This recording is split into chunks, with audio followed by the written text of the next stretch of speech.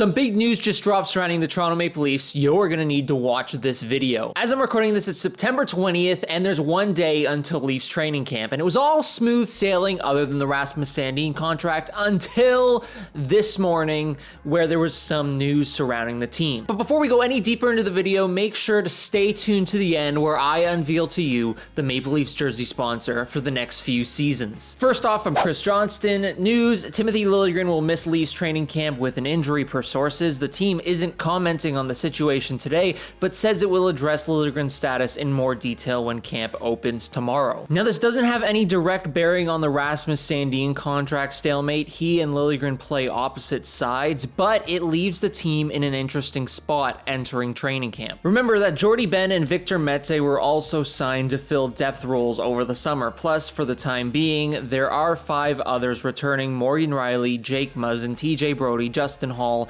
and Mark Giordano. We'll see where things end up with Sandin. Now, I wish I could say this was the only news on the day, but it is in fact not. From Frank Saravalli, Leafs injury news: sources say forward Pierre Engvall will be out for the start of training camp. Team is awaiting reevaluation to set a timeline. It's not out of the question Engvall is ready to begin regular season, but it's possible, likely, that he misses a chunk of time. These 2 items of news are pretty significant surrounding the Maple Leafs. One, you have Timothy Liljegren, who is a guy who could be a top 4 defenseman for the Maple Leafs this year. He's going to be missing training camp, and then that means it's going to be a longer time for him to return fully up to speed, because he's not going to have the training camp. Once he does return to the Maple Leafs lineup, he's going to need that 1 to 2 weeks to get acclimated back and really to just find his game overall and get back to the speed and the pace of the NHL level. The Pierre Engvall news, though, really intrigues me because they don't say how long he's going to be out. It could be training camp. It could be for half of training camp.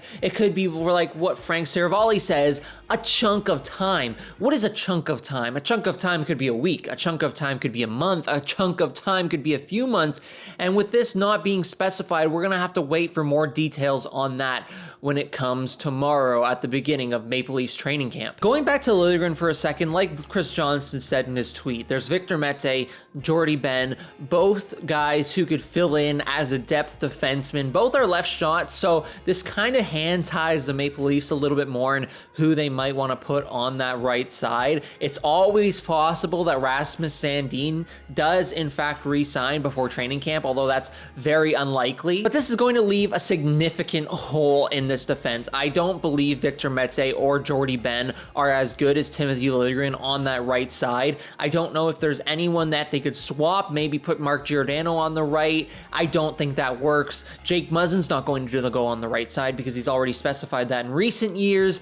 So there's a lot at stake here in terms of this defense. And again, Rasmus Sandin, if he does sign, would fit perfectly in that role. But again, in my opinion, and just reading what's out there, it doesn't seem like he's going to be signing in the next few days. But let's go back to the Pierre Engvall situation for a second, because again, we don't know how long he's going to be out, but this makes training camp a lot more interesting for the forward group. You have to remember, you have guys like Nick Robertson, Alex Steeves, Pontus Holmberg, Joey Anderson. I feel like I'm forgetting more, but there's a lot of guys vying for spots on the bottom 6. And now you have all of these Marlies. You have a few guys like Adam Gaudette who are really pushing for a lineup spot, and they're all coming together in an ultimate battle with Pierre Engvall out. Don't forget about Dennis Malagin. I forgot about Dennis Malagin. I'm sorry, Dennis Malagin. But this injury offers up a lot of opportunity for some players who thought they might be destined for waivers prior to the last few weeks. I think it was seemingly obvious that Robertson was going to make a really strong push to enter the Leafs lineup on opening night prior to the Engvall news,